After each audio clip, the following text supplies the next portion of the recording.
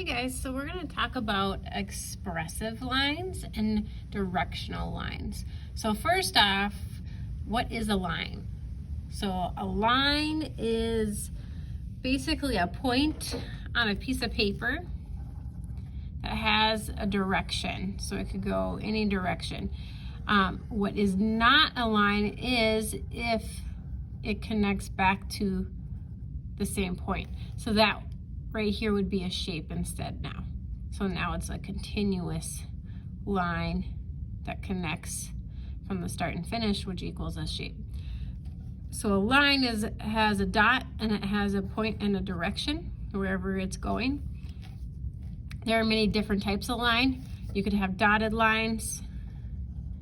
You could have dashed lines, swirly, curved. You could have thick lines, or you could have really thin lines. So there's many different types of lines that you could have. But we're gonna separate them into expressive lines and directional lines. So expressive lines are ways that basically you can express yourself. So they are very creative, they are very random, they happen right now without necessarily too much thought to them. Some good examples would be wavy, curvy, jagged, and dashed. Okay, and then directional lines are lines that a lot of the times are the same thickness, bending and overlapping, so they have a direction, so the bending part. They're calculated, so they are very thought out.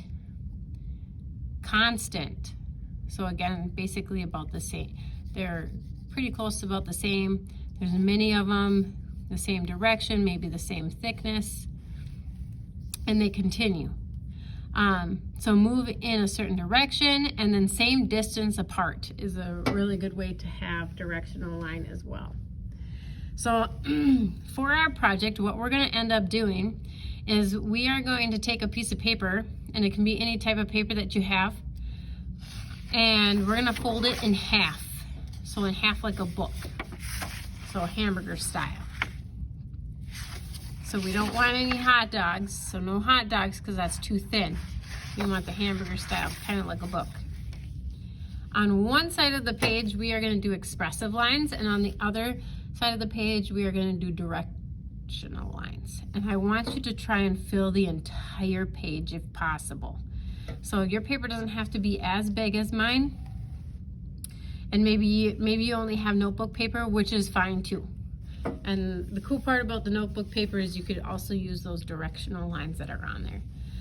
So expressive lines, which you'll probably end up doing a lot on this side, are wavy, loopity-doopity, zigzaggy, and different lines like that. So we want to make a whole design on this side of the paper with expressive lines. So I'm going to start by actually splitting my paper up in half with an expressive line like that. And I'm going to make it a thick line. Then I'm going to come in later, add different line now using dots. And maybe I'm going to go a different direction this time, so it's not the same direction. So I changed it up so that way it's more expressive. Changing the direction and making so they're not the same helps it make more of a expressive line.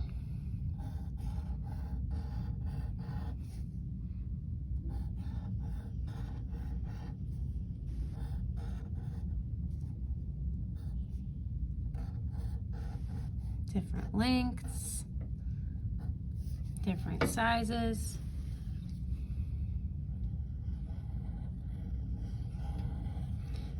Different thicknesses.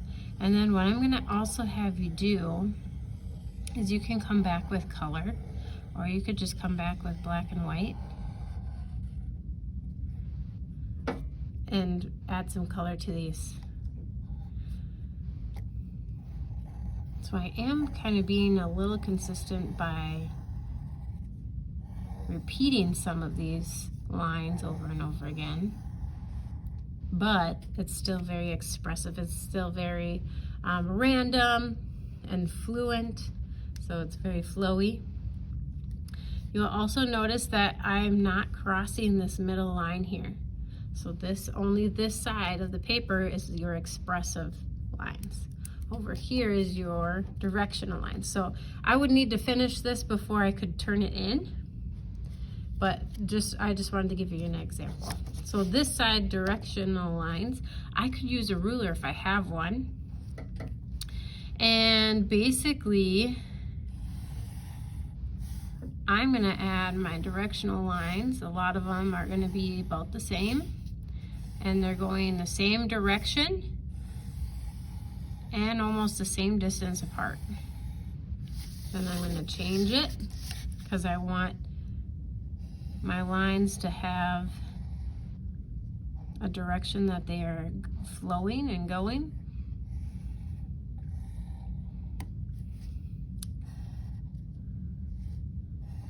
Maybe some that are farther apart now.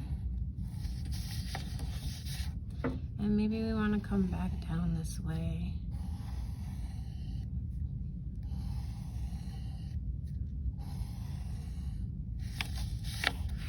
And maybe we want to curve back.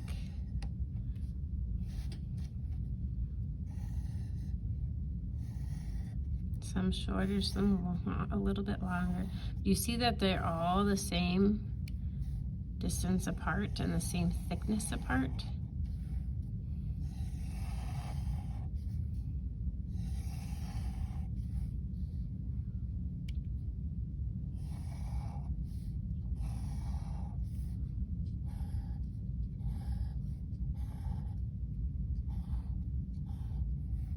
Okay. So they all have kind of a direction. It's almost going down like that. And again, I would want to fill my entire page. And then I can go back and also add some color or some shading. So I could do every other one and color every other one in. You could just leave it just using pencil. Maybe color that one in and then color this one in. Fill the entire thing. Maybe I then want to go in and color this one. So hopefully you kind of get the idea. I want you to fill the whole paper on both sides. Expressive, directional, and we're talking about line, so don't forget. Then when you are completely finished, I want you to take a picture of this and then post it back onto Seesaw for me, so then I can grade it. All right, let me know if you have any questions on Seesaw. Good luck.